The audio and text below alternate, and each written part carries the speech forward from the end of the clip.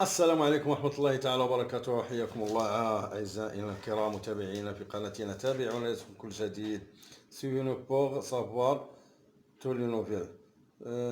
Nous parlons à ce sujet qu'est-ce qu'un patrimoine et pourquoi constituer un patrimoine, gérer son patrimoine, transmettre son patrimoine, le patrimoine des Français.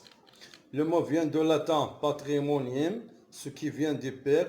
Il désigne les biens possédés, mais est parfois employé sur le sens de patrimoine culturel ou génétique. Les biens que l'on possède. Le patrimoine d'un individu ou d'une famille est l'ensemble des biens sur lesquels celui-ci ou celle-ci peuvent valoir un titre de propriété ou un droit et qui peuvent être vendus ou donnés, même si l'héritage en demeure fréquemment une source, un patrimoine se constitue aussi avec les biens que l'on acquiert soi-même. Les actifs immobiliers et financiers.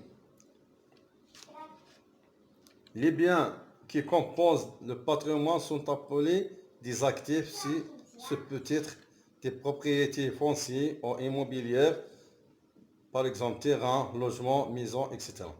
Des biens professionnels, entreprises personnelles, fonds de commerce, charges de profession libérale, etc. Des placements financiers, dépôts bancaires, comptes épargne, actions en part de fonds collectifs, etc.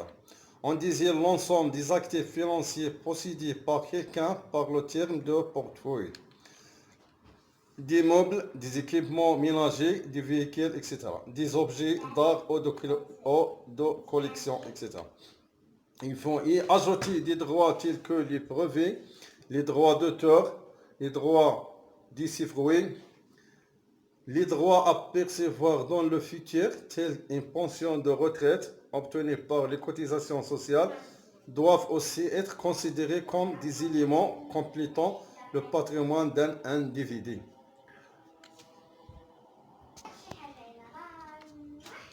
On classe souvent ces éléments dans une rubrique hors bilan, mais ils n'en constituent pas moins des éléments à venir d'un patrimoine au l'instar d'un plan d'épargne retraite individuel.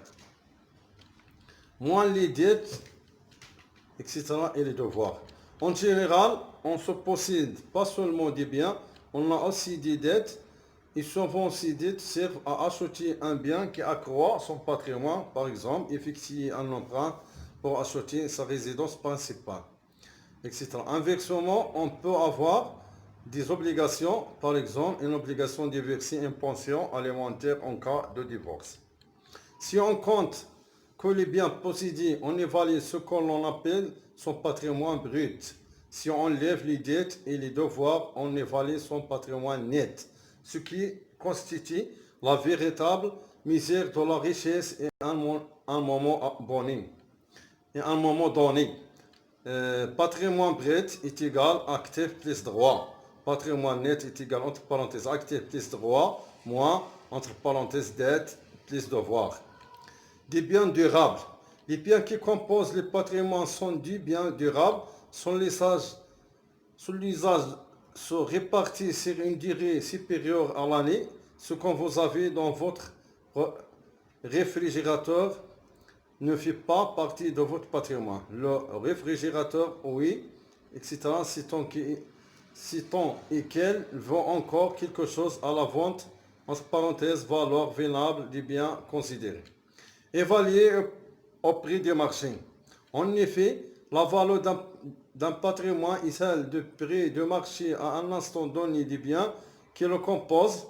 Des hausses de prix sur l'immobilier ou sur le cours des actions contribuent à une augmentation de votre patrimoine si vous possédez de tels biens et inversement, si les prix baissent. Il faut cependant prendre garde à ce que cet enrichissement cet appauvrissement n'est que potentiel tant que le bien n'est pas effectivement vendu.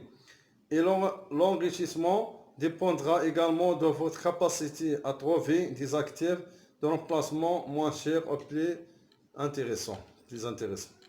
Deux fonctions.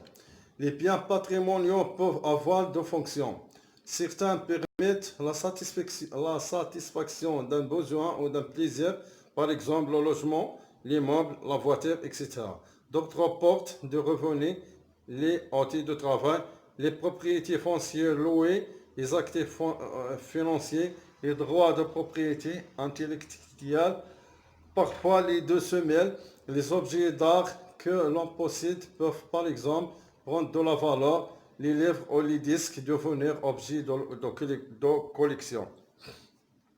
Le patrimoine est au total un ensemble complexe de filiations, d'histoires personnelles et familiales, de calculs économiques et d'échanges, avec parfois des grandes écarts entre la valeur effective que l'on attribue à un bien et celle que lui reconnaît le marché. Fortune.